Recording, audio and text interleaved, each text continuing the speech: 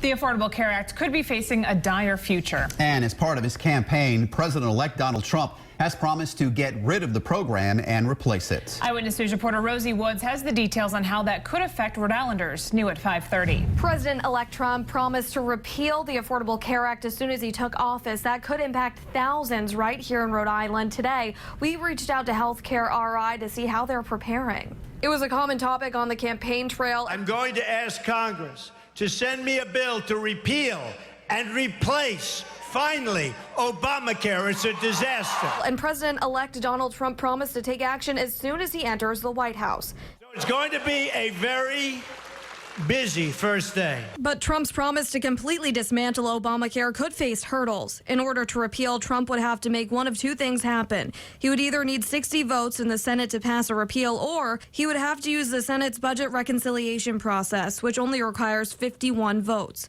That means President-elect Trump is more likely to change or repeal pieces of Obamacare. So I think the prudent thing is to go ahead and make changes where they're due and justified, but a repeal would be very disruptive, very costly, and would leave thousands and thousands of Rhode Islanders without access to affordable health care. Representatives from Health Source RI were unable to meet with us today, but sent the following email saying in part, "We are prepared to react to any changes that may be made at the federal level. In the meantime, our primary focus is to continue working hard to provide the customer service Rhode Islanders need to enroll in coverage during open enrollment season."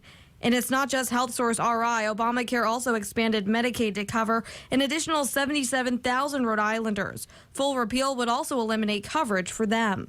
As of now, though, Trump has not released a detailed plan on dismantling Obamacare. In the control room, Rosie Woods, Eyewitness News.